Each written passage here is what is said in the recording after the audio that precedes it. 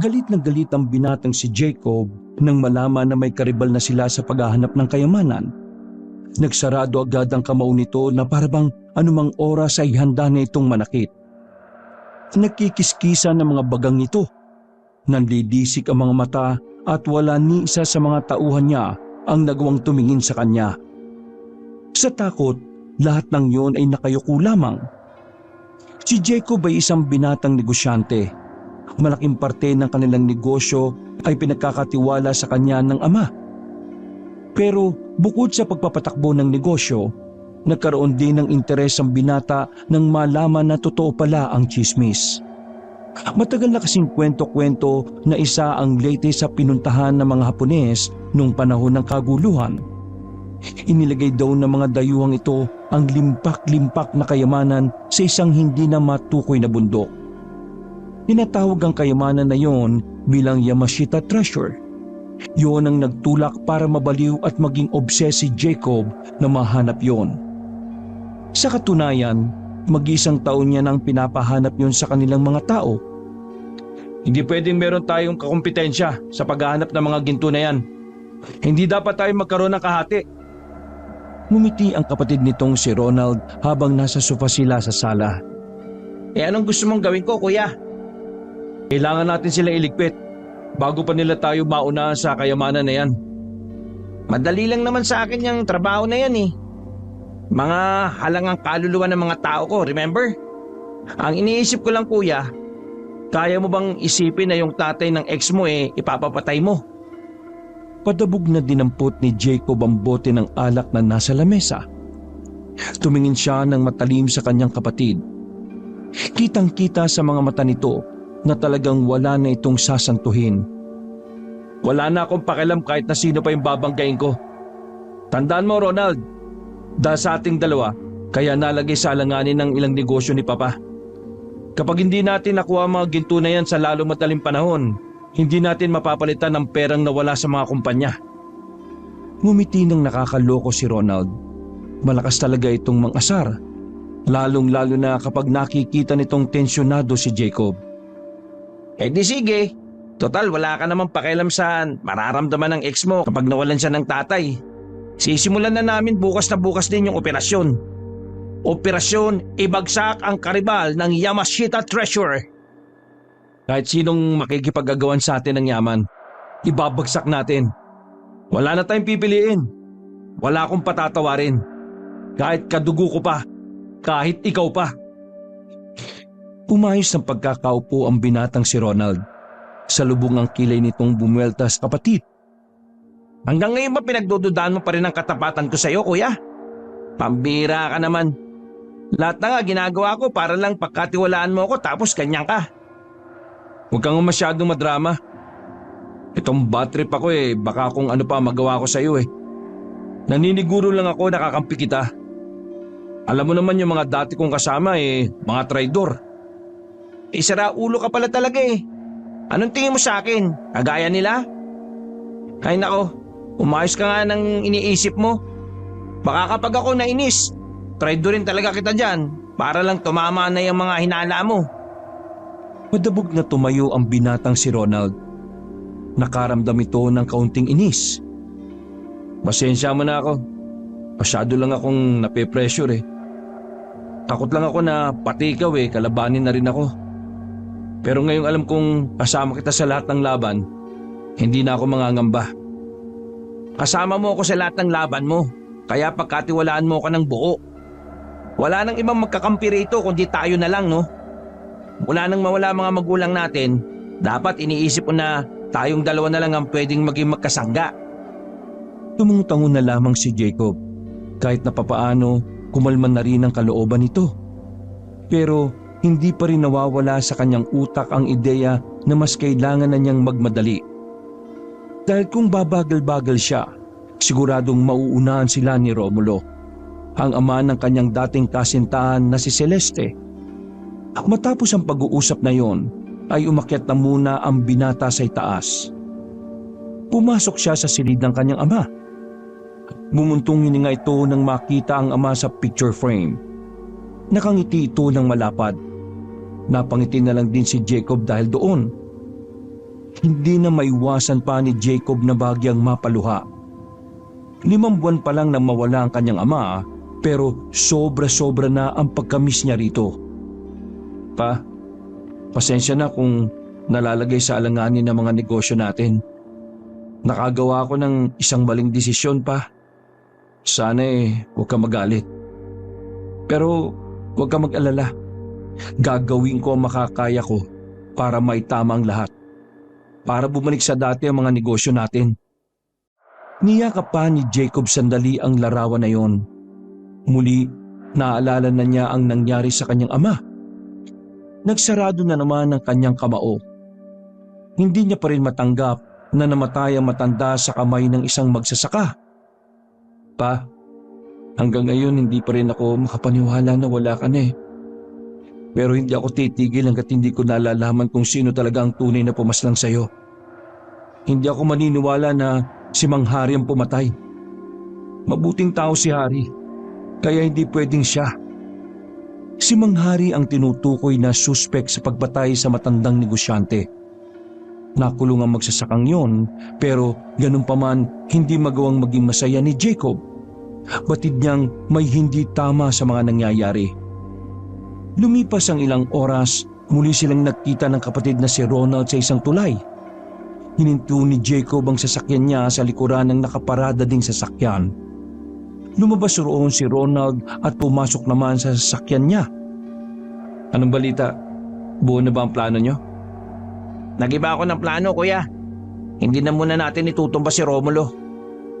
Anong hindi tutumba? Seryoso ka ba sa sinasabi mo? Mag-a-assign ako ng mga tao para bantayan ang galaw ni Romulo. Para habang gumagalaw tayo ng sarili nating pag-aanap, nalalaman din natin kung ano nang nangyayari sa pag-aanap nila. Hindi natin alam. Baka may alam din tong si Romulo. Napangiti na lamang si Jacob at sandaling napailing. Bilib talaga siya sa kanyang nakababatang kapatid. Yung kasi ang nagiging utak niya pagdating sa mga ganong bagay. Hindi naman kasi nakakapagtaka dahil si Ronald ang dating kapitan ng security unit ng angkan nila. Bilib ka na naman ba? Sus! Oo na. Basta Ronald kumayos ka. Hindi basta-basta si Romulo. Kailangan yung magdoble ingat. Hindi mo na kailangan ipaalala sa akin niya, kuya. Bumubulong naman palagi sa akin si Kamatayan eh. Alam mo kung anong sabi ni Kamatayan? Ngumisi si Jacob. Batid nitong kalokohan na naman ang sasabihin ng kanyang kapatid. O sige nga, ano? Ang sabi niya, ako lang daw ang mabuting damo na matagal mamatay. Sira ulo. Sige na nga, lumabas ka na. Tawagan mo na lang ulit ako kapag may update na kayo. Nagmamadaling lumabas ng sasakyan si Ronald. Lumipat agad siya sa kabilang sasakyan at saka nauna ng umandar.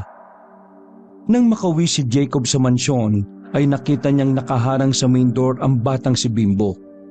Anak ito ng kanyang sekretary na si Maria. Dahil mabait naman si Jacob sa mga bata, kinausap niya na parang matagal na silang magkakilala. Hello, ikaw ba yung anak ni Maria?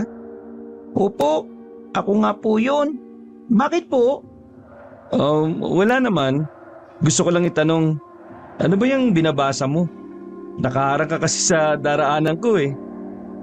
Umusog ng bahagya ang bata para magkaroon ng espasyo sa gitna. Pwede na po kayong dumaan. Lalagpasan na sana ni Jacob ang bata pero naging interesado ito sa librong hawak ni Bimbo. Mahilig din kasi ang binata sa mga librong may kinalaman sa katatakutan. Ano yung binabasa mo? Horror? Tungkol po sa aswang. Naniniwala po ba kayo sa aswang? Natawa si Jacob. Hindi niya inakala na ang 9 na taong batang yon ay may interes sa mga ganoong bagay.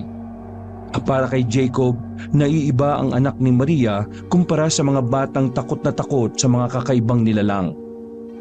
Hindi ako naniniwala sa mga aswang eh, pero madalas din akong magbasa at manood ng tungkol dyan nung bata pa ako. Gusto niyo po bang malaman kung tungkol saan ang kwento na binabasa ko po? Sige. Tungkol saan nga ba yung binabasa mo? Tungkol po ito sa mga aswang nung panahon po ng gera. Ang sabi po dito, pinatay raw po ng mga hapon ng mga aswang. Maaawa na sana ako sa kanila, kaso po aswang sila eh. Bad po kasi ang mga aswang, sabi ni Mama. Magsasalita pa sana si Jacob nang biglang dumating ang sekretarya niyang si Maria, na halos kasing edad lang din niya. Agad nitong kinuha ang bata at tumingi ng paumanhin sa binata. Sir, pasensya na po. Madaldal lang po talaga itong anak ko. Kung ano man po ang mga sinabi niya huwag niyo na lang pong pansinin ha. Pasensya na po talaga sir. Wala kasing magbabantay sa kanya sa bahay kaya dinala ko na rin dito saglit. Ay, wala naman hong problema sa akin. Pero, Bimbo, pwede ko bang malaman kung saan mo nakuha yung librong yan? Nakuha ko po sa matandang naglalakad at nanghihingi ng limusi. Binigyan ko po siya ng pera tapos ito po yung kapalit, libro. Gusto ko rin sanang mabasa. Ayos lang ba nahiramin ko? Tila nagningning ang mata ng bata. Mabilis nitong inabot kay Jacob ang kulay itim na libro na yon. Pwede po. Basta po, pagkatapos niyang basahin, ikwento niyo po sa akin kung ano yung mga nangyari ha. Kasi nahirapan ako magbasa eh. Ha? Oo naman. Sa bagay, mas maganda nga yung kinukwento sa'yo kaysa nagbabasa ka nga naman. Diyos ko naman talagang batang ito oh. Sir, iuwi ko na muna po itong bata. Sigurado kung may magbabantay na kay Bimbo sa bahay pasensya na po talaga ha. Tumango lang si Jacob. Kumuhay-kaway pa ang batang si Bimbo bago ito tuluyang makalabas ng gate. Interesting tong libro na to ah. Pangiti-ngiti pa si Jacob habang hawak ang librong yon. Hindi niya maintindihan kung bakit tila gusto niyang malaman kung anong kwento ang naroon at kung ano nga ba ang meron tungkol sa mga aswang. Pagpasok ni Jacob sa kanyang opisina, binuklat niya agad ang libro. Unang pahina pa lamang nakita na agad niya ang mga nakakatakot na imahe ng mga halimaw na mga nilalang. Naroon din ang iba't ibang uri ng mga aswang. Napapailing ang lalaki dahil una sa lahat, wala naman kasi talaga siyang paniniwala sa mga bagay na mahirap ipaliwanag. Pero sa puntong yon, hindi niya mapigilang hindi basahin ang libro. Kahit na alam niyang wala namang ugnayan yun sa problema niya, binigyan niya pa rin yun ng oras. Kalahating oras na ang nakalipas, nasa kalagitnaan na siya ng pagbabasa pero wala man lang siyang makitang espesyal sa gitnang parte ng kwento. Parang tipikal lang na kwento na mababasa lang sa mga dyaryo. Nang bitiwan niya ang libro, saka naman biglang pumasok ang kanyang kapatid na si Romulo. Natataranta si Ronald nang isara nito ang pintuan. Nagtaka naman si Jacob kung ano ang problema nito. Ano ba nangyayari sa'yo? Akala ko ba nandun ka sa mga tao mo? Kuya, si Celeste, wala na. Kahit isang taon na mula nang makipaghiwalay si Jacob sa babaeng si Celeste, hindi niya maiwasang hindi maapektuhan. Ha? Akala ko ba wala muna kayong gagalawin sa kanila? Ano na naman bang katanghan ng ginawa niyo? Hindi naman talaga dapat siya mamamatay, kuya. Ang bala ko lang kanina, dukutin siya at pigayin kung meron siyang nalalaman. Sinundan namin siya hanggang sa makarating kami sa abandonadong warehouse eh. Ang dudukutin na namin siya, nagulat kami dahil may dala siyang baril. Abay, pinagbababaril niya ba naman kami? Kaya wala kaming nagawa kundi gumanti ng putok.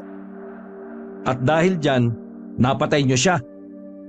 Umiling-iling si Ronald. Hindi kuya, hindi kami ang pumatay sa kanya. Ha? Paanong hindi? Kayo lang ang kabarilan niya, di ba? Sira ba ulo mo? Tumakbo siya palabas ng warehouse eh. Pagpunta niya sa likuran, narinig naming sumigaw siya ng malakas. Pagdating namin doon, nakita namin ng isang lalaki na nakahubad. Bahag lang ang meron siya. Hindi ka maniniwala pero kitang-kita naming lahat na kinakain siya ng aswang. Aswang? Teka. Sinabi mong aswang ang dumali sa kanya at hindi kayo? Oo kuya, gano'n na nga. Ronald naman, hindi to ang tamang oras para sa mga ganyang Totoo! Totoong sinasabi ko kuya. Kahit itanong mo pa sa lahat ng mga tao ko.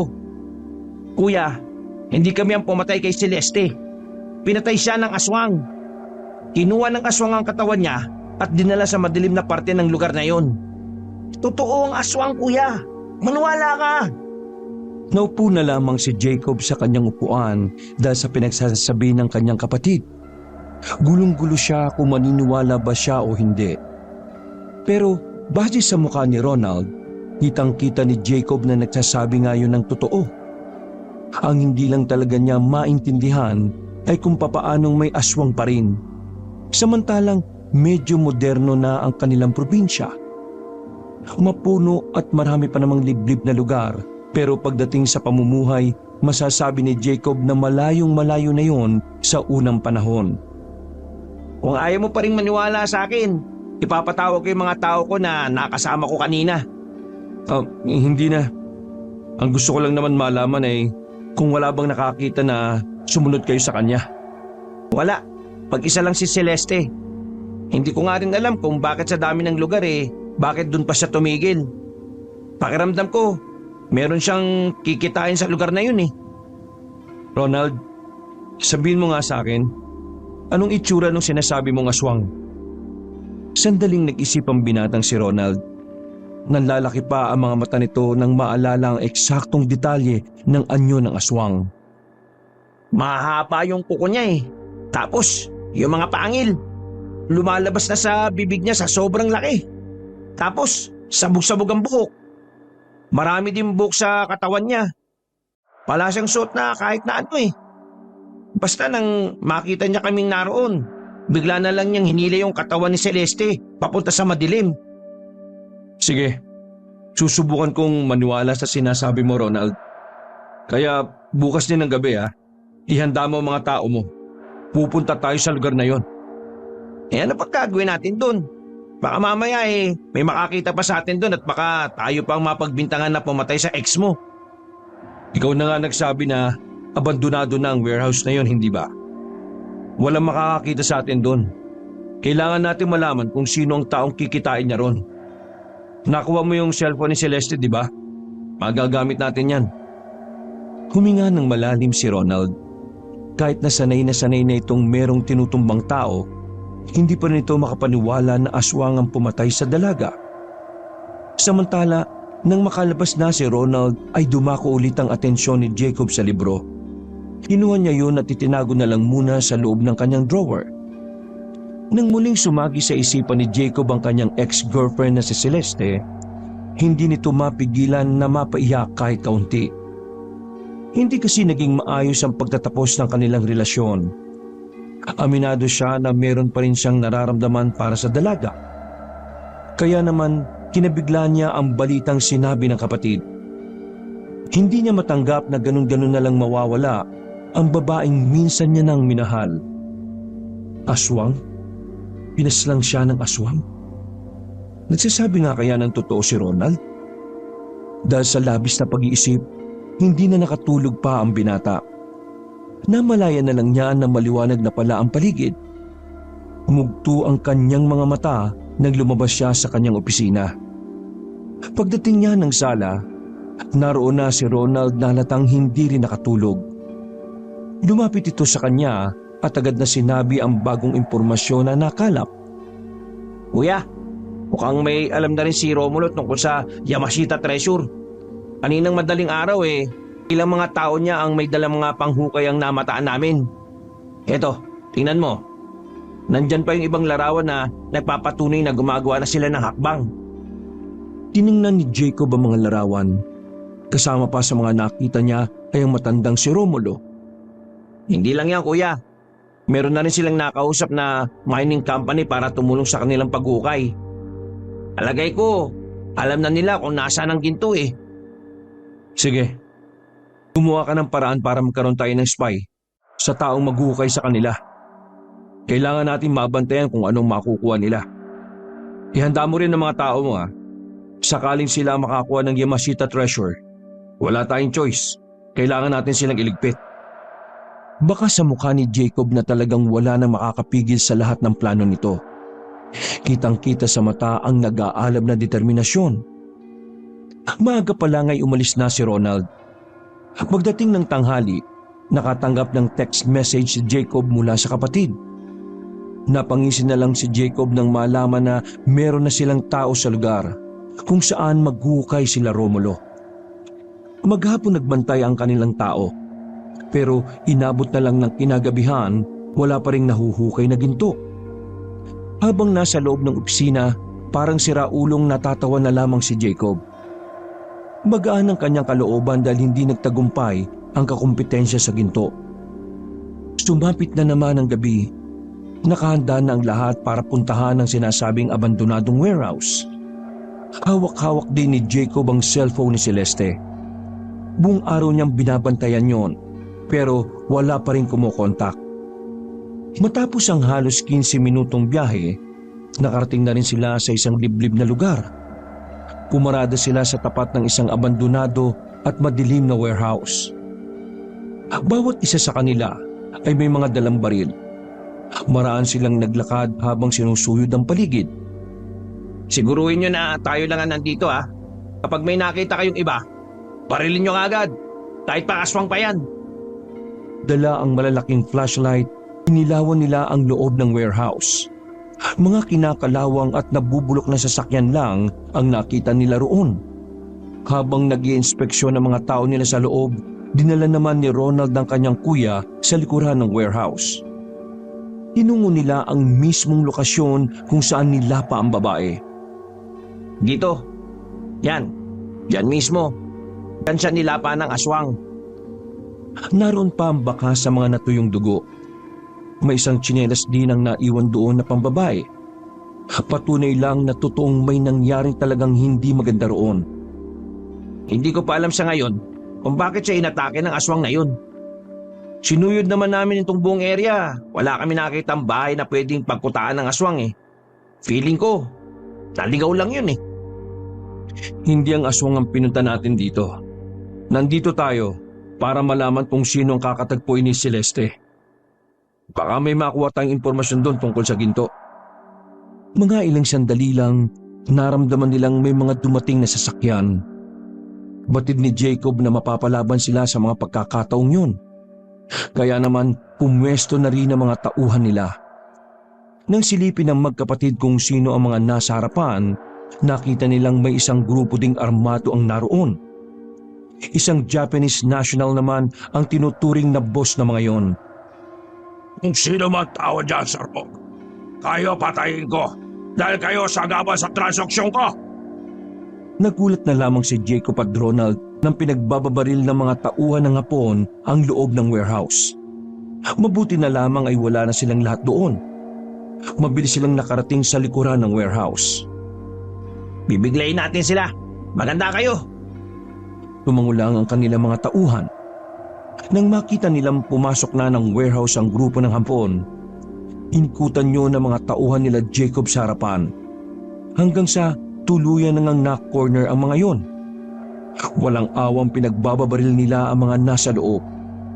Sa isang iglap lang ay nagsibulagtaan na ang mga lalaki. Ang bukod tanging natira na lamang sa oras na yon ay ang Hapon na nanginginig na sa takot. Walang sinayang na sandali si Jacob. Agad nilang nilapitan ng dayuhan at saka tinutukan ng baril sa ulo. Sino ka? Anong pangalan mo? Dahan-dahang humarap ang Hapon. Nagkikislapan pa ang ngipin nitong kulay ginto ng matapatan ng ilaw. Tinatanong kita. Sino ka at anong ginagawa mo rito? Hiroshi, ako si Hiroshi. Huwag niyo ako matay. Hoy Singkit, sabihin mo na sa amin kung anong pakay mo rito. Si Celeste bang dapat nakikitain mo rito? Umamin ka! Papatayin ka namin dito! Oo. Si Celeste. Siya nga ang punta ko rito. Nakatinginan na magkapatid. Mas lalong dinikit ni Jacob ang dulo ng baril sa noo ng Hapon. Anong pag-uusapan yung dalawa?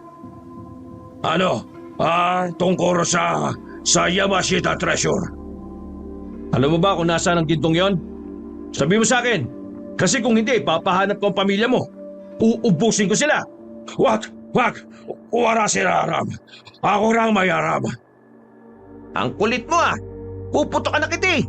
Ako ang amin na. huwag niyo ranggan ang pamilya ko. Pangako niyo. Oo na. Wala kaming gagawin sa pamilya mo. Basta sabihin mo lang sa amin kung nasaan ang Yamashita treasure. Total, kalahi mo naman talaga ang may-ari nun eh. Imposibleng wala kang alam dun. Huminga ng malalim ang matandang Hapon. Natatakot ito sa mga baril na nakatutok. Kaya naman wala na itong magawa kundi sabihin na lang din ang totoo. Ako kausap sa babae si Celeste. Sabi ko sa kanya na aram ko kung saan makukuha ang ginto. Naniwara siya sa akin kasi ako pakita sa kanya kuweba na may ramang ginto. Pero yung larawan, gawa-gawa lang. Di talaga totoo. Loko ko lang yung babae na aram ko para bayaran niya ako pera. Pero ang totoo, hindi ko talaga aram na saan ang ginto. Maniwara kayo. Pinagloloko mo ba kami? Paano hindi mo alam?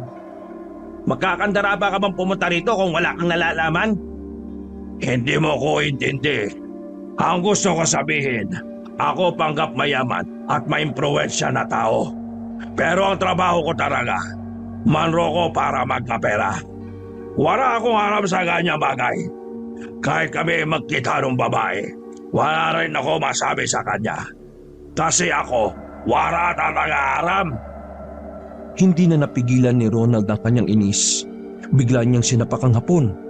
Sisipain niya pa sana yon nang biglang marinig nilang tila may mga nakasampa sa bubong ng warehouse. Kasunod noon, narinig na rin nila ang mga hangin at mga tunog ng ik-ik. Ano yun? Kuya, palagay ko, mga aswang nasa bubungan. Hindi nga nagkamali si Ronald. Dahil ilang sandali lang, bigla na lang pumasok ang mga aswang sa warehouse. Nawindang si Jacob dahil hindi lang 2 o 3 ang mga aswang. Mas marami pa yon sa kanila. Sinubukan nilang pagbabarilin ang mga aswang. Pero nang mabasag ang malaking flashlight nila, hindi na nila makita ang mga aswang sa paligid. Dahilan para hindi nila matamaan ang mga yon ng kanilang mga baril. Habang nagkakagulo na, hinilan ni Ronald si Jacob palabas.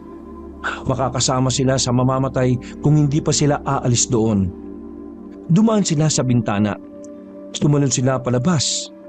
Hindi nila magawang lumapit sa sasakyan.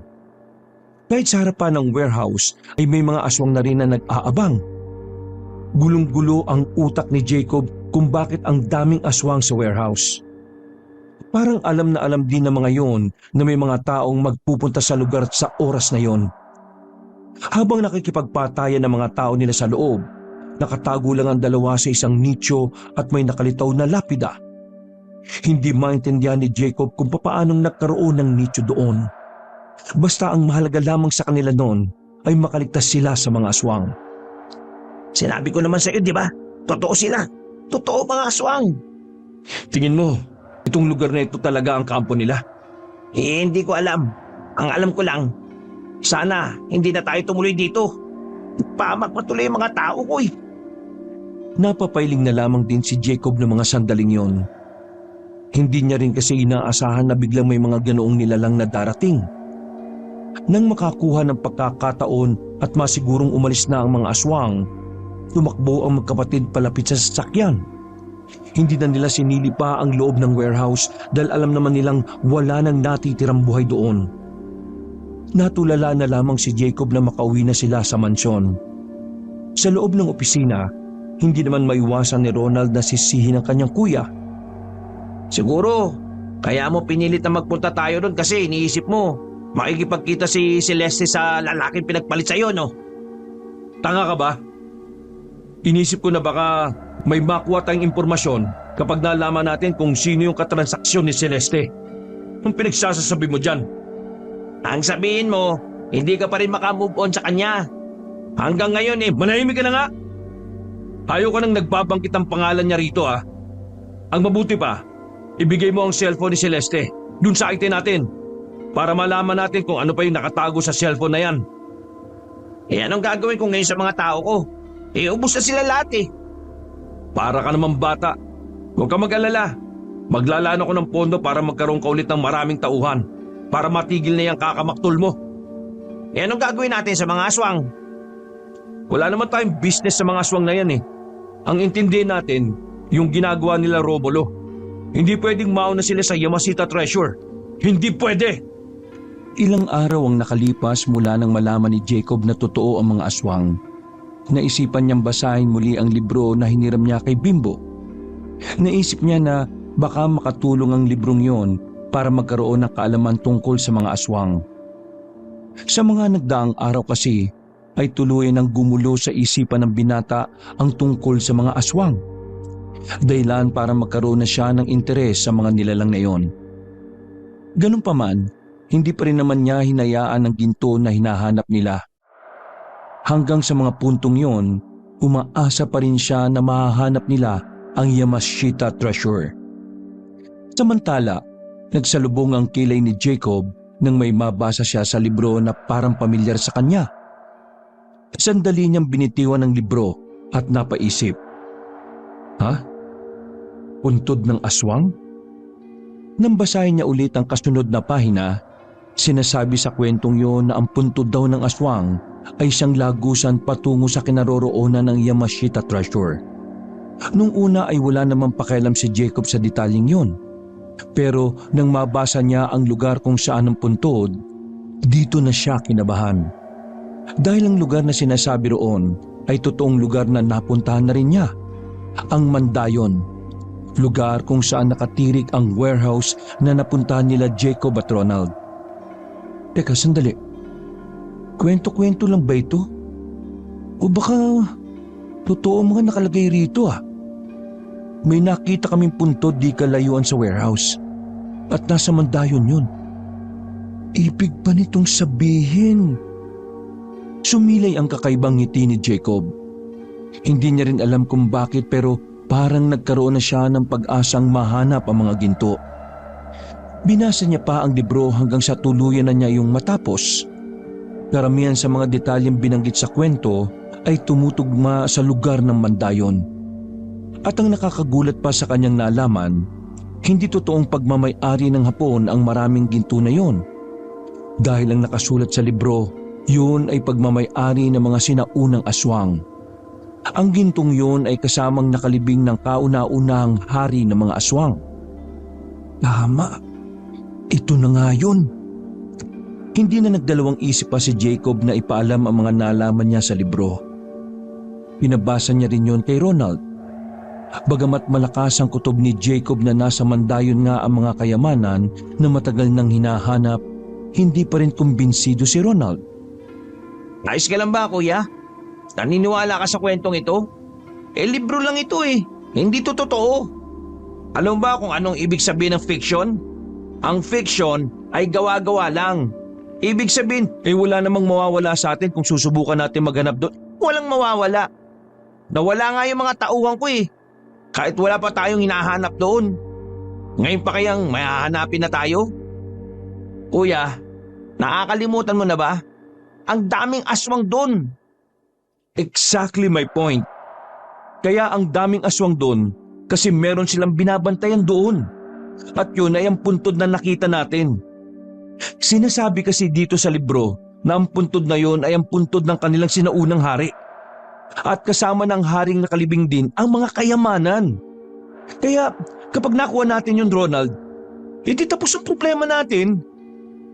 Papaano ka nga nakakasiguro na nandun nga ang kayamanan? Ang hirap kasing paniwalaan ng librong yan eh. Gawa-gawa lang ng author yan. Ay nako, kung ayaw mong sumama, hindi na kita pipilitin. Ihanda mo na lang ang mga tao mo para sa akin. Ay nako, una. Nasama na ako. Kakayanin ko ba namang mag-isa kang pumunta doon? Ang daming aswang nga doon. Inakbayan ni Jacob ang kanyang kapatid. Yan ang gusto ko sa iyo eh. May tiwala ka sa akin eh. Sige, sabihin mo na sa akin kung anong plano mo. Ganito, mamayang umaga, puntahan na natin. Mas maganda ng maliwanag nang sa ganun eh, hindi makalapit sa atin ang mga aswang na yan. Ang sabi kasi sa libro, mas mahina sila kapag umaga. Kapag wala tayong napala dito kuya, sinasabi ko sa'yo, ayaw ko na ha. Susukuhan ko na yung kayamanan na yan. O paano kung meron? Parang mga tangang nagngitian ng magkapatid. Noong mga oras na yun ay mataas ang kumpiyansa ni Jacob na yun na ang tamang pagkakataon para mahanap nila ang mga ginto. Mabilis na lumipas ang mga oras. Naging maliwanag na rin ang paligid. Hindi na nakatulog si Jacob at Ronald sa sobrang pag-iisip. Saktong 6:00, lumabas na rin ang magkapatid. Nakahanda na ang mga sasakyan sa tapat ng mansyon. Ganon din ang mga gamit sa paghukay. Ayaw ko ng aanga-anga ha. Walang magdadahilan sa akin na kesyo bago lang kayo. Dito sa trabahong to, nauunang mamatay ang mga inutil. Wala kayong ibang susundin kundi ang utos lang naming dalawa ni Kuya. Walang gagawa ng sariling desisyon, naintindihan nyo? Sabay-sabay na sumagot ang mga bagong tao ni Ronald. Pagkatapos ay sumakay na rin silang dalawa sa kulay pulang sasakyan. Huminga ng malalim si Jacob. Kinakabahan siya. Dinadalangin na lang niya na sana totoo nga ang sinasabi sa libro. Hindi nagtagal, narating na rin nila ang mandayon na lugar. Madali nilang nahanap ang abandonadong warehouse dahil malayo pa lang natatanaw na nila agad yon. Huminto sila sa harapan ng warehouse. Mula sa labas, nalanghap nila ang umaalingasaw na amoy. Palagay ni Jacob, nanggagaling ang mga amoy na yon sa mga nabubulok o tira-tirang katawan ng mga tauhan nila. Tara na! Nagmamadaling maglakad si Jacob patungo sa kinaroroonan ng puntod. Pagdating nila doon, agad yung nilapitan ng binata. Katulad na katulad ang anyo ng puntod sa sinasabing anyo nito sa libro. Yung iba, magukay na sa mismong puntod na ito. Yung iba naman magbantay sa area. Kapag may nakita kayong kahina-hinala, barilin nyo kaagad ha? Agad na kumilos sa mga tauhan nila. Sinimulan na rin ang paghukay. 1 oras lang ang nakalipas, natanggal na rin nila ang lapida. Natuklasan nila na hindi naman talaga totoong puntod ang naroon. Isa lang yung bato sa ilalim. Kaya naman pala walang mga pangalan niyang lapida na yan eh. Kasi peking puntod lang naman pala to. Ano kuya? Tutuloy pa ba natin? Hanggat wala tayong nakikitang daan sa ilalim, hindi tayo titigil. O ano bang tinatanga-tanga nyo? Maghukay na ulit kayo! Umiiling-iling na lamang si Ronald. Kahit na nag-aalangan na ito sa ginagawa nila, ay sumunod na lang din siya sa gusto ng kanyang kuya. Inisip na lang niya na magsasawa rin si Jacob. Inabot na sila ng tanghali, lagpas tao na rin ang kanilang nahukay. Tumagal sila dahil sa dami ng bato na nakabara sa ilalim. Pero mga ilang sandali lang, tuluyan na nilang natuklasan ang lagusan sa ilalim. Teka kuya, may pinto! May pinto na silang nakita! Sige, buksan niyo yung pintong yan! Bilisan niyo! Nabuhayan ng dugo si Ronald. Kaba at pananabik naman ang nararamdaman ni Jacob sa mga sandaling yon. Nang tuluyan na nilang nabuksan ang pinto, naunang pumasok doon si Jacob at Ronald. Dala-dala nila ang mahahabang baril. Habang nasa likod naman nila ang kanilang mga tauhan. Tunnel ito! Parang dito dumadaan yung mga Hapon nung panahon ng gera. Pero kailangan nating tandaan na hindi pagmamay-ari ng mga Hapon ng ginto Pagmamay-ari yun ng mga aswang. Malakas ang kutob ko na hindi magiging madali para makuha yung gintong yun. Palagay ko, yung mga aswang na nakita natin dito nung gabing yun, sila ang mga nagbabantay sa kayamanan eh. Eh kung ganon, kailangan natin magdoble ingat. Nanahimik na rin sila habang tinatahak ang tunnel na yon. Mabuti na lang ay marami silang dalang flashlight kaya nakikita nila ang kanilang dinaraanan. Maya-maya pa, napatigil sila nang may madaanan na kalansay ng tao. Natukoy nilang mga Hapon yun base sa mga suot ng mga kalansay. Mukhang hindi tugma yung isang detalye sa libro, kuya. Di ba ang sabi doon, mga Hapon ang pumaslang sa mga aswang? Eh parang mga aswang ang pumaslang sa mga Hapon eh.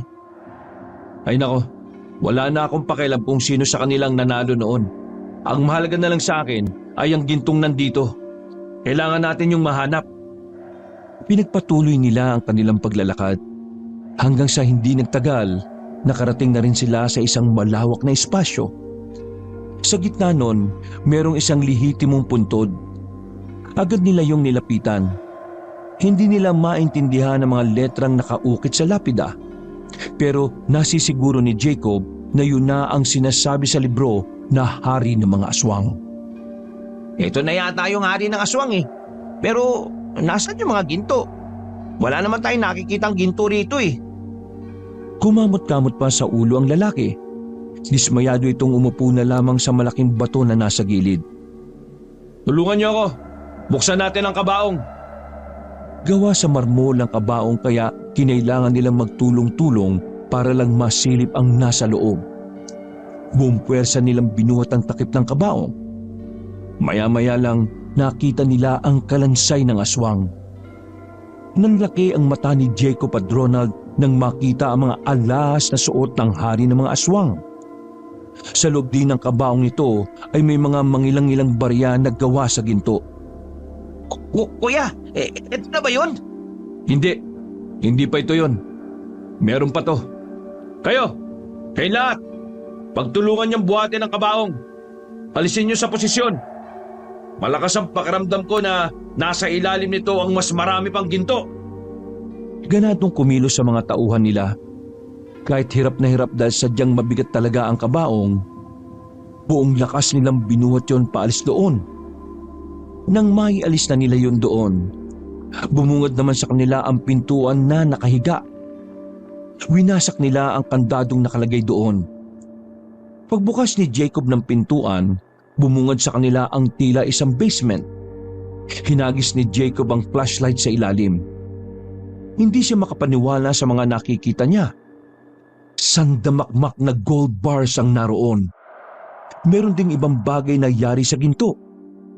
Sa halip na Buddha ang makita nila, ribulto ng aswang ang naroon. Ribulto na gawa din sa purong ginto. Habang ang sa noo naman ng ribulto ay may nakabaon na diamante. Halos mabaliw-baliw si Jacob at Ronald nang makita nila yon. Oh, ano pang hinihintay niyo? Bumaba kayo rito at ilagay na sa malalaking bag ang mga ginto na yan.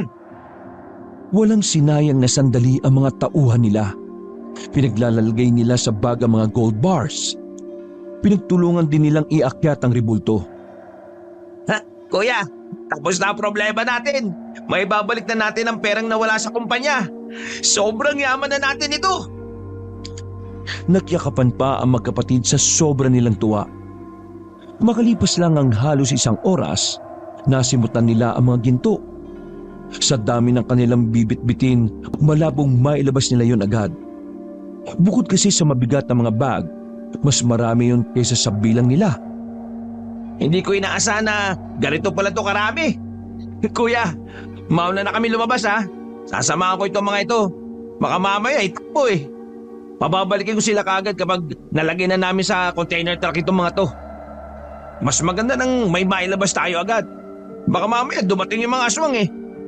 O sige. Ako naman titingnan ko sa ilalim kung meron pang mga sikretong lagusan. Baka may mga ginto pa tayo makuha. Umalis na sila Ronald kasama ang 10 lalaki na may bitbit na tigi-isang malalaking bag. Laman noon ang mga gold bars at iba pang bagay na yari sa ginto. Walang kaalam-alam si Jacob na meron palang pinaplano ang kanyang kapatid. At wala rin namang kaalam-alam si Ronald na may iba rin binabalak si Jacob. Nagmamadaling bumaba ulit si Jacob sa basement. Binalikan niya roon ang nakita niyang sulok kung saan may mga diamante siyang nakita. Tuwang-tuwa ang loko nang ilagay niya yun lahat sa kanyang lagayan. Ano akala mo sa akin, Ronald? Mabait sa kapatid? Kung hindi ka anak sa labas, baka pwede pa ako maging mabait sa'yo. Pero dahil iba ang nanay mo, uutakan kita. Mahinang tumawa si Jacob. Una pa lang, plano na talaga niyang mas na mga ng lalaking si Ronald. Ang kaso nga lang, dahil sa ginawa niyang pagpapaiwan, naabutan na sila ng mga aswang. Buisit! Ano ba tinatanga-tanga nyo? Barilin nyo ang mga yan! Niratrat ng mga tao ni Jacob ang mga aswang. Napas lang naman nila ang mga yon. Pero dahil nakalikas sila ng ingay, batid ni Jacob na darating pa ang ibang aswang. Kaya naman agad na silang umalis doon. Dala-dala ang mga natirang bag ng gold bars. Tinumbok muli nila ang daan pabalik. Ang kaso nga lang, Nakasalubong nila ang mga aswang. Wala siyang magawa kundi ang mag-iba ng direksyon. Hindi pa naman kabisado ni Jacob ang daan palabas. Balik! Balik! Hindi alam ni Jacob kung saan sila dadalhin ng daan na yon. At nararamdaman niyang mamamatay sila kung pipilitin nilang makalabas. Kaya naman nang may makitang isang silid, dali-dali silang pumasok doon. Sa silid, natuklasan din nila na meron itong basement. Pumunta sila sa ilalim at saka nagtago. Pansamantalang nakaligtas si Jacob at ang mga kasama nito. Wala silang ibang magagawa noong mga oras na yon kundi ang magtago na lang muna. Sa dami nilang dala, tansyado na ni Jacob na mahihirapan sila makalabas. Kaya naman inabot na sila ng ilang oras sa kakatago at kakaisip kung papaano sila makakaalis. Pagtingin ni Jacob sa relo niya ay 6:00 na pala ng gabi. Ganun na sila katagal na nagtitiis sa basement. Tiningnan ni Jacob ang kanyang mga kasama. Nag-aalangan siya na sumugal para makaalis na sila. Bukod kasing may kadiliman ng kanilang daraanan, lahat din ng kanyang mga kasama ay mga baguhan. Pero iniisip din niya na hindi sila maaaring manatili pa roon. Sa tagal na nilang nagkukubli sa basement, hindi malabong malaman na ng mga aswang na naroon lamang sila. Huminga ng malalim si Jacob. Wala na siyang choice. Kailangan na niyang sumubok kahit ikamatay pa nilang lahat yon. Lalabas tayo. Ihandaan yung mga sarili nyo, ha? Hindi natin alam kung ito na ba yung huli nating buhay. Ay nako, ano bang nangyayari kina Ronald? Hindi na nakabalik ang mga tanga. Maingat silang sumilip sa labas. Sa pagkakataong yon, may ilaw na sa daan. Bukas na ang malalaking lampara na nasa pader. Habang tinatahak nila ang daan, kabadong-kabado si Jacob. Kahit na hindi naman siya pala simba, makailang ulit na niyang tinatawag ang pangalan ng Diyos. Kapag may nakasalubong tayo, walang aatras. Babarilin natin sila kagad, ha? Naintindihan nyo? Sa kanilang pagpapatuloy, himalang wala silang nakitang aswang. Hindi alam ni Jacob kung ano ang nangyayari, pero pinagpapasalamat na lang niya yon. Makalipas lang ng ilang minuto, nakita na nila ang lagusan palabas. Nakakarinig sila ng agos ng tubig. Dali-dali silang tumakbo, bit-bit pa rin ang mga ginto. Ilog ang tumambad sa kanila. Hindi rin naman kalayuan ng ilog na yon sa warehouse, kaya hindi pa rin naging kampante ang binata. Pagsilip nila sa harapan ng warehouse, nakita niyang may mga sasakyan pa rin doon. Nabuhayan ng loob si Jacob. Nagmamadali silang makalapit sa sasakyan. Pero napatigil lang sila nang makitang hindi pala niya yun sasakyan. Nagulat na lamang si Jacob nang may mga lumabas na armadong lalaki roon. Pinagbababaril sila ng mga yun. Kitang-kita ng dalawang mata ni Jacob nang matandang si Romulo yun, ang ama ng kanyang ex-girlfriend na si Celeste. Bisit ka talaga, Romulo, kahit na kailan. Lahat ng kasama ni Jacob ay namatay. Si Jacob na lamang ang nakatakas. Sobrang nangihinayang ang binata dahil ang gintong pinaghirapan nilang ilabas ay naagaw lang sa kanya ng iba. Sa tulong ng napadaang tricycle, nakauwi si Jacob ng mansyon. Ang tanging nabitbit niya lamang ay ang mga diamante na nakuha niya. Kaso, nagtataka siya dahil wala si Ronald sa mansyon. Makailang beses niya yung tinawagan, pero hindi na yun makontak pa. Napalingon ang binata sa main door nang dumating ang kanyang sekretarya na si Maria. Kitang-kita agad ni Jacob ang nag-aalala nitong mukha. Sir! Si Sir Ronald po! Biglang kinabahan si Jacob, lalo na nang iabot sa kanya ni Maria ang cellphone. Nang pakinggan niya ang nasa kabilang linya, narinig niya si Ronald doon na parang naghihingalo. Kuya, tulungan mo kami. Yung sila Romulo, nandito. Hindi na kami makakatakas dito, kuya. Kuya! Naputol na ang tawag nang biglang makarinig si Jacob ng malakas na kalabog sa kabilang linya. Napatayo sa kinauupuan ng binata sa sobrang kaba. Nanginginig ang kanyang kamay nang maisip na ang kanyang kapatid na tinodas na ng kanilang kalaban. Hindi! Hindi pwede! Maria, tumawag ka ng mga polis! May ibibigay akong address sa iyo at ituro mo yun sa mga polis. Hindi pwede mawala si Ronald! Hindi pwede! Agad na umalis ang babaeng si Maria, habang si Jacob naman ay galit na pinagbababasag ang mga gamit na naroon. Nung mga oras na yon, sinumpa niyang gagantihan niya si Romulo. Kinaumagahan, hintay si Jacob sa update ni Maria. Pero maging ang kanyang sekretarya ay hindi na rin niya makontak. Parang mabubuang na si Jacob sa kakaisip kung ano ang kanyang gagawin. Hindi siya pwedeng kumilos lang. Alam niya ang kakayahan ni Romulo, kaya kailangan niya munang makausap si Maria. Pero kahit isang mensahe mula sa babae ay wala siyang natatanggap. Kaagad na pinagwawasak na naman ni Jacob ang mga makikita niyang gamit sa kanyang opisina. Gustong-gusto niyang pagbayarin si Romulo sa ginawa niya, pero wala siyang magawa sa mga sandaling yon. Papatayin kita, Romulo! Papatayin kita! Pagsapit ng tanghali, dumating na sa mansyon ng kakilala ni Jacob na may kaalaman sa mga diamante. Ipapasuri niya kasi ang diamante kung gaano kalaking halaga ang katumbas na mga yon. Ibinuhos ni Jacob ang mga diamante sa kanyang lamesa. Sinuri naman agad yun ng matandang babae na si Pilita.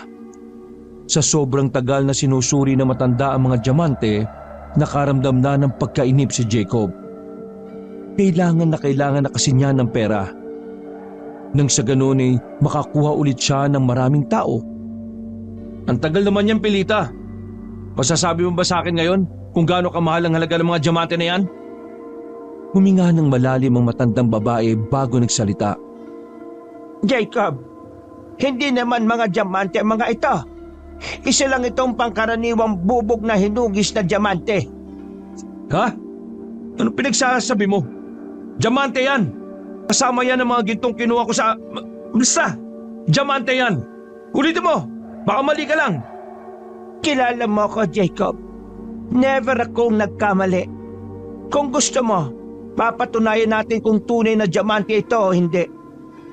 Naglabas ng maliit na martilyo ang babaeng matanda.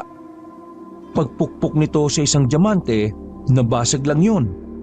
Dahilan para tuluyang gumuho ang mundo ni Jacob. Sinayang mo ang oras ko. Akala ko pa naman ay big shot na ito. Hindi pa pala. O Beno, mauna na ako. Natulala na lamang si Jacob. Mas lalo siyang napraning ng mga oras na yon. Hindi na niya alam ang gagawin. Kailangan niyang isalba ang mga kumpanya nila, pero wala siyang mapagkukunan ng pera. Ang mga ginto namang nakuha na sana nila ay naagaw pa sa kanila ni Romulo. Marahas na kinuha ni Jacob ang alak na nasa gilid ng kanyang opisina. Nilaklak niya yon dahil parang hindi na niya kakayanin ng utak niya ang mga nangyayari. Lalo na't ang kaisa-isa niyang kakampi ay nawala na rin sa kanya. Maagang nakatulog si Jacob ng mga sandaling yon. Hindi na niya alam kung ano ang nangyayari sa mga nakalipas na oras. Basta nang tumingin siya sa orasan paggising niya, ay napabangon siya sa sopa nang malamang 8:00 na ng gabi. Sobrang tagal na niyang nasa loob ng kanyang opisina. Visit! Ininom ko nga pala itong isang bote. Napailing si Jacob, pero nagtataka siya kung bakit sobrang tahimik. Wala siyang naririnig na kahit na ano. Kaya naman, kinuha niya sa loob ng drawer ang 45 baril. Masama ang kanyang kutob. Magiging paranoid siya na baka pinuntahan na siya ni Romulo. Pero iba ang kanyang nakita. Patay ang ilaw sa sala nang dumating siya roon. Nang buksan niya ang ilaw, laking gulat niya nang makitang nakahandusay na ang mga kasambahay. Duguan na mga yon, at ang iba pa, wala ng mga laman loob. Nakita rin ni Jacob ang mga bakas ng paa, pero kakaiba ang hugis na mga yon. Aswang! Nandito na ang mga aswang! Nagbalik na naman ang takot ni Jacob. Maraan siyang naglakad sa sala habang nakaamba ang baril na hawak-hawak. Pagsilip niya sa taas, nakita niya na nakahandusay na rin ng mga gwardya roon. Putya naman, ako na lang yata ang nag-isang buhay dito eh. Lalabas na sana si Jacob para pumunta sa garahe, pero nagulat na lamang siya nang may lumitaw na aswang sa harapan ng bintana. Hindi nagdalawang isip si Jacob na paputakan yun ng baril. Dahil sa kanyang ginawa, naalarma niya ang ibang aswang na nasa taas ng bubong. Malas talaga, napakamalas. Nang makita niyang maraming aswang na nasa labas, wala siyang choice kundi ang tumungo sa likuran ng mansyon. Makakalis na sana siya ng mansyon nang biglang makita niya ang anak ni Maria na si Bimbo. Punyemas naman, ano bang ginagawa mo rito, bata ka? Akala ko kasi nandito si Mama eh. Pero wala pala siya. Nandito lang eh ang mga aswang. Hinila ni Jacob ang bata patungo sa ilalim sa tabi ng matataas na halamanan. Makinig ka sa akin. Isasama kita sa pagtakas. Pero ayaw ko na makulit ha. Naintindihan mo? Opo. Sige na, huwag ka na umiyak. Nakakairita ka eh. Kinalaga ni Jacob ang bata. Paglabas nila ng bakuran ng mansyon, hindi nila inaasahan na may mga aswang palang makakakita sa kanila. Tumakbo si Jacob habang karga sa likuran si Bimbo. Habang tumatakbo, naririnig pa ni Jacob ang galit na sigaw ng mga aswang. Sinasabi ng mga yon na ibalik kung ano ang ninakaw nila sa puntod ng hari ng mga aswang.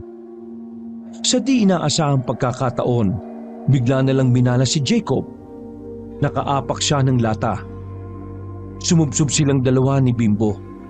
Pagtingin ng binata sa likuran ay maabutan na sila ng mga aswang. Pero bigla na lang may dumating na isang van. Bumaba ang mga armadong lalaki roon at pinagbababaril ang mga nilalang. Hindi alam ni Jacob kung sino ang mga yon, pero pumayag na lang din siyang hilahin ng mga ito papasok ng van. Nakahinga na ng maluwag si Jacob, pero nagkakamali siya nang iniisip na yon ay kanyang kakampi. Naramdaman na lamang niyang may pumalo ng baril sa batok niya, dahilan para mawalan siya ng malay. Nang magising ay nasa loob na siya ng isang maliwanag na warehouse. Nakatali na siya sa bakal na upuan. Pagtingin niya sa harapan, bumungad sa kanya si Romulo. Nakapaligid din sa kanya ang mga tao nitong may hawak na matataas na kalibre ng baril. Romulo, bakit parang gulat na gulat ka? Di ba dapat alam mo nang mangyayari ito? Pakawalan mo ako dito. Bakawalan? Sige. Ibigay mo muna sa akin ang kulang na ginto. Anong pinagsasabi mo? Pinatay niyo ang mga bata ko. Kinuha niyo na ang mga dala nilang ginto ah. Ano pa bang kailangan mo? Hoy, huwag mo akong gawing tanga. Alam ko na may nakuha ng mas maraming ginto si Ronald. Ituro mo sa akin kung nasaan si Ronald at pagbibigyan pa kitang mabuhay. Kagaguhan! Huwag ka nga magpanggap na wala kang ginawa. Pinatay niyo si Ronald tapos hahanapin mo siya sa akin? Baliw ka ba? Ano? Pinatay? Ikaw yatang sabog eh. Nung pinagpapapatay namin ng mga kasama mo, kararating lang namin noon. Wala si Ronald doon. Kung wala na si Ronald doon, hindi kaya tinraidor ka ng magaling mong kapatid? Ha? Anak nga lang pala sa labas si Ronald kaya siguro niloko ka niya. Hindi magagawa sa akin ang kapatid ko yun. Kawawa ka naman. Wala kang alam. Nawawalan ako ng ganang pahirapan ka ngayon eh. Masyado ka ng basura sa paningin ko.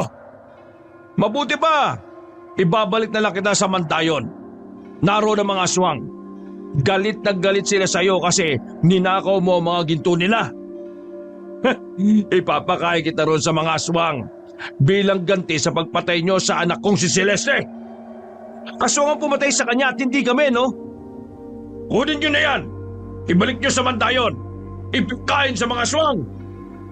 Nakita ni Jacob si Bimbo na nasa gilid. Kumakain lang yun ng tinapay at walang kaalam-alam sa mga nangyayari. Si Bimbo, huwag niyo siyang saktan. Pakiusap, pakawalan niyo na lang siya. Tumawa ng malakas si Romulo. Ganon din ang mga lalaking nakapaligid sa kanya. At bakit ko naman sasaktan si Bimbo? Eh, apo ko yan. Hindi ba, Maria? Napalingon si Jacob sa gilid. Nakita niyang nakatayo roon ang kanyang sekretarya na si Maria. Takang-taka si Jacob. Hindi niya inakala na ang isa sa pinakapinagkakatiwalaan niya ay kasabwat pala ni Romulo. Anak ka ni Romulo? Oo, anak niya ako. Hindi ko ba nasabi sa iyo noon? Ay, hindi nga pala. Pasensya na, sir. Kung hindi dahil sa mga timbre mo, anak, hindi tayo magtatagumpay ng ganito. Maraming salamat din sa iyo, anak, kasi niligpit mo ang kanilang ama. Walang hiya ka. Ikaw pala pumatay kay Papa? Hindi kita... ha?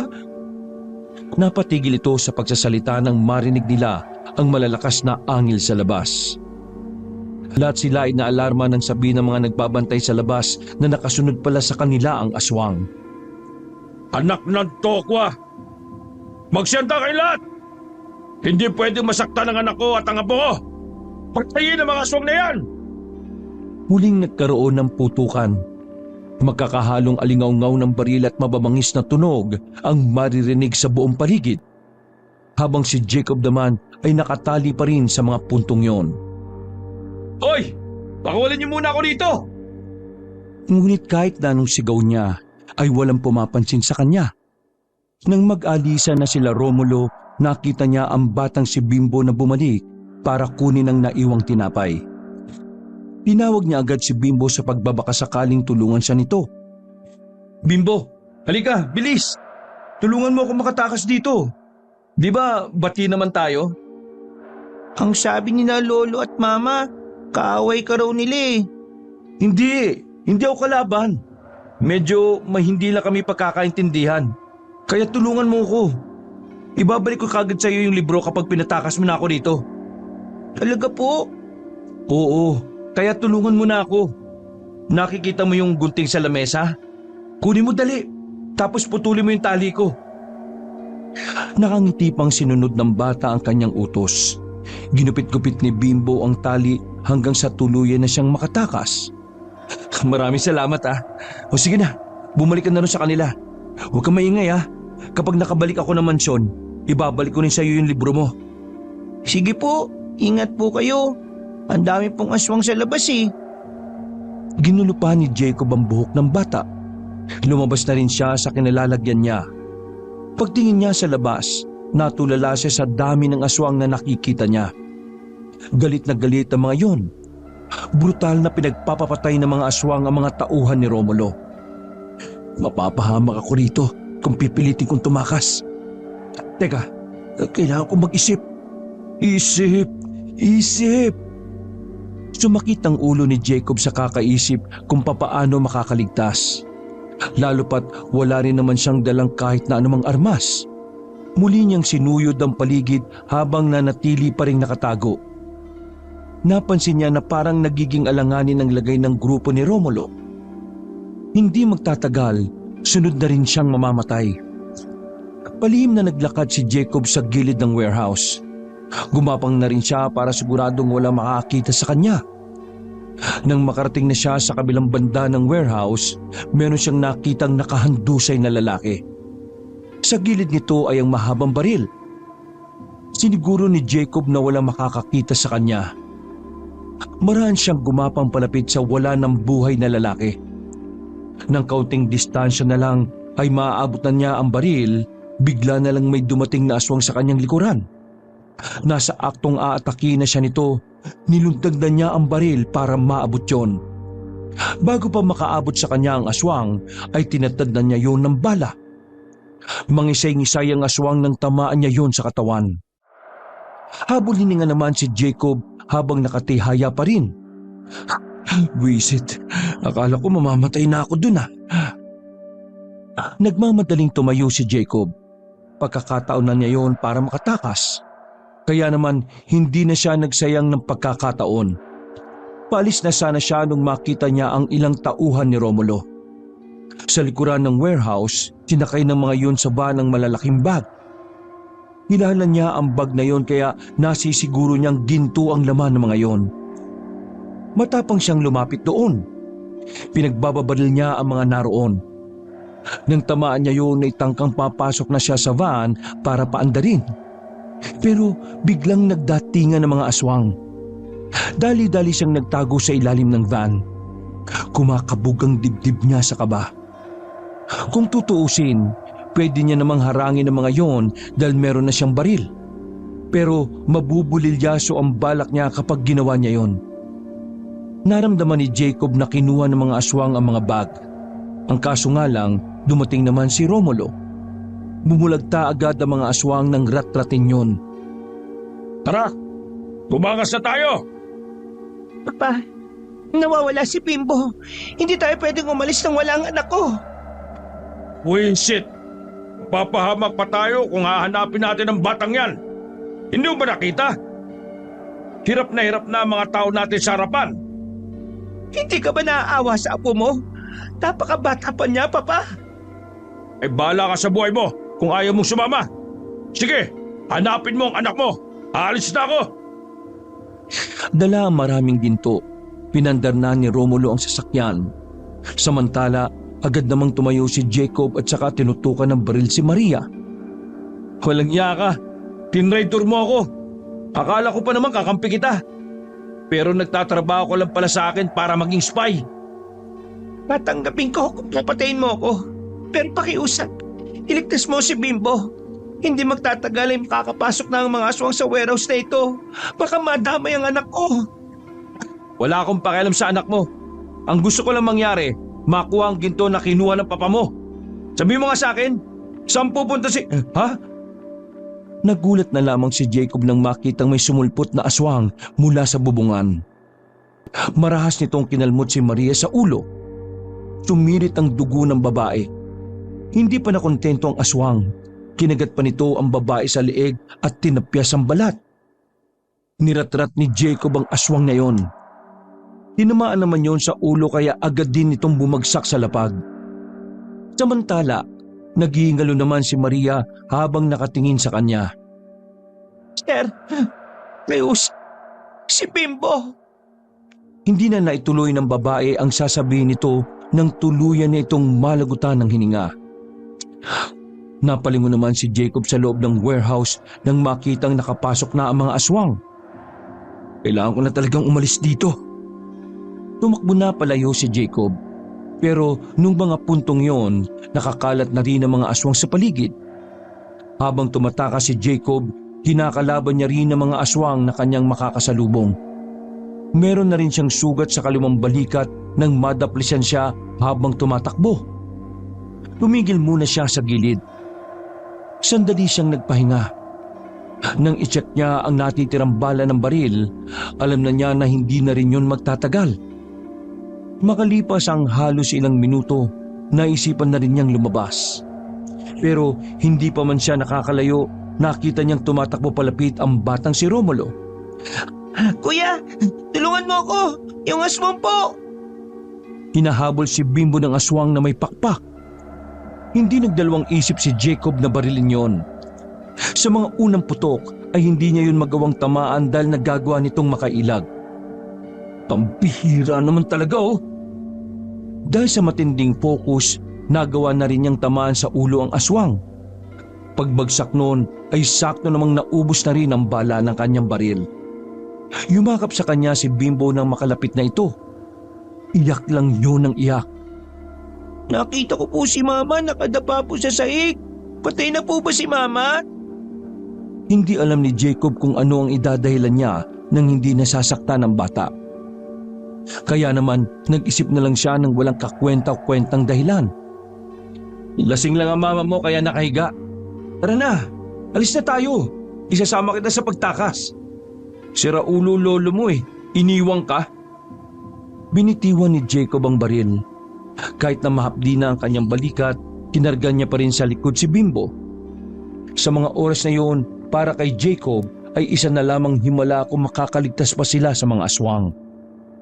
Nagkalat na kasi ang mga yon sa buong area. At alam din ni Jacob na anumang oras, meron din silang makakasalubong na aswang. Kuya, mamamatay na po ba tayo? Kabata-bata mo pa, nag-iisip ka na kagad ng ganyan. kapag namatay po tayo, sana magkita tayo sa langit ha. Para mabalik mo na sa akin ang... Lintik na yan. Ito na nga ba sinasabi ko eh. Napatigil si Jacob sa pagtakbo nang may isang tiktik ang humarang sa kanilang daraanan. Dahil sa poste ng ilaw, kitang-kita niyang dalawa ang naglalaway-laway na aswang. Duguan ang bibig nito. Indikasyon lamang na may mga napas lang na ito. Ramdam ni Jacob ang panginginig ng bata sa kanyang likod. Maingay siya at hindi rin maiwasang hindi matakot. Wala na siyang dalang kahit na ano. Kaya naman, pinilit lamang niyang labanan ng mga aswang gamit lang ang kanyang kamao. Bimbo, tumakbo ka na! Hindi po kita pwedeng iwan eh. Wala kang gagawin dito, sige na! Manunod po ko. Ay buang ka, tumakbo ka na! Dali! Hindi na nakapaganda si Jacob nang bigla nang lumundag sa kanya ang aswang. Umaibabaw yun sa kanya. Natuluan pa siya ng laway sa muka. Habang pilit na nilalapitan ng aswang ang muka nito para kagatin siya sa leeg, buong lakas namang sinapak ni Jacob ang aswang sa muka. Mahilo-hilo yun kaya nakabangon ng binata. Ang kaso nga lang, sa ginawa niyang yon ay lalo lang bumangis ang aswang. Panabibot! Tatakbo na sana ang bata palis pero bigla namang may dumating pang isang aswang. Agad na dinakma ni Jacob ang bata. Yumakap naman yon sa hita niya habang takot na takot. Wala na ito. Ito na ang last time natin sa mundo. Pambira naman oh. Tanggap na sana ni Jacob ang kapalaran nilang dalawa nang biglang may isang sasakyan na bumungad sa dalawang aswang. Parang mga papel lang yon na tumilapon.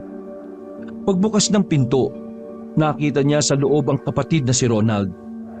Nagmamadaling tumakbo si Jacob habang bitbit ang bata. Nang nasa loob na sila ng sasakyan, ay pinaharurot yun ni Ronald. Hindi nila nagawang ubusin ng mga aswang. Ang mahalaga na lamang kay Jacob noon ay makaligtas. Nang makalayo-layo na sila, dito na kinuha ni Jacob ang kanyang kapatid. Hindi kasi siya makapaniwala na buhay pa si Ronald. Umamin ka nga, sinolo mo ba yung ginto? Sira ulo ka ba? Anong tingin mo sa akin, traidor? Kung hindi mo ako tinraidor, bakit mo pinalabas na patay ka na? Tsaka, bakit hindi ka makontak? Napailing na lamang si Ronald habang nagmamaneho. Batid nitong maaring masira ang tiwala sa kanya ni Jacob.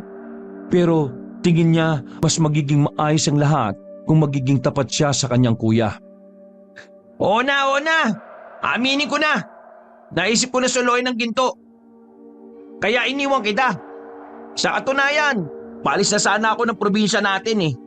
Pero kanina naisip ko, kahit na anak lang ako sa labas, tinuring mo akong parang tunay na kapatid.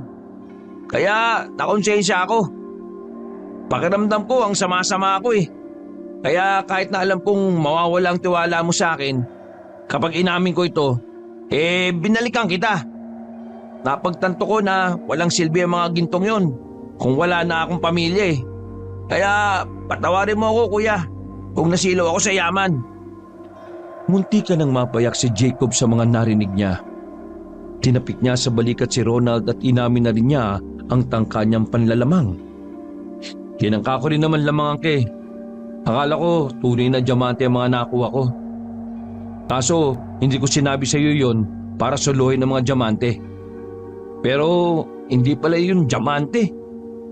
Nung sinabi mong papatayin ka nila Romulo, maniwala ka sa akin.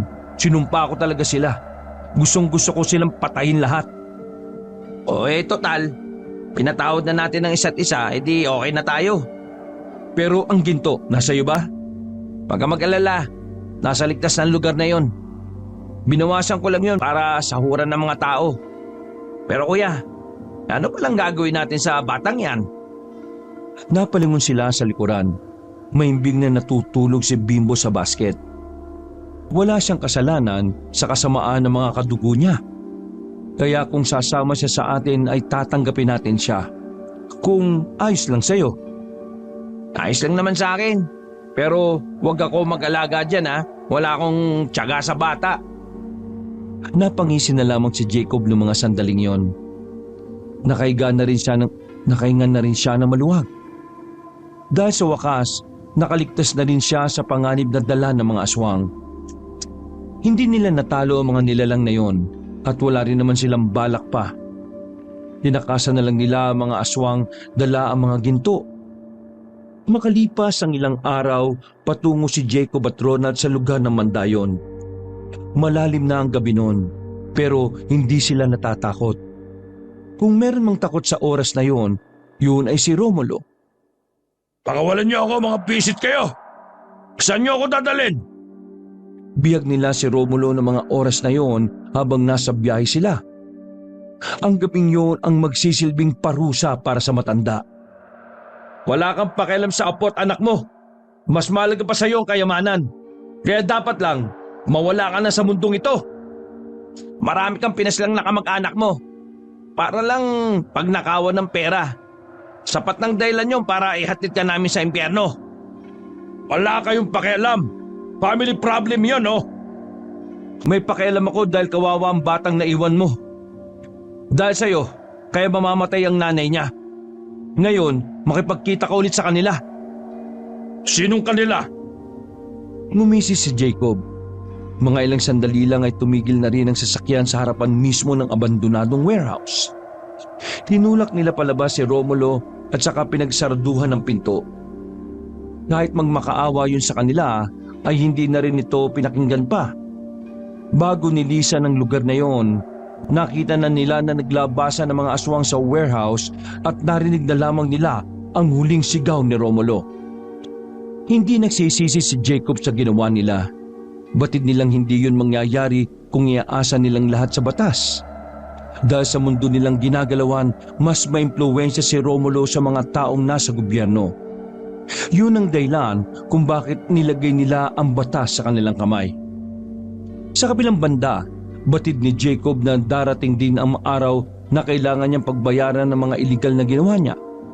At pinangako niya na kapag dumating yon, tatanggapin niya yon ng maluwag sa kanyang puso. Wakas!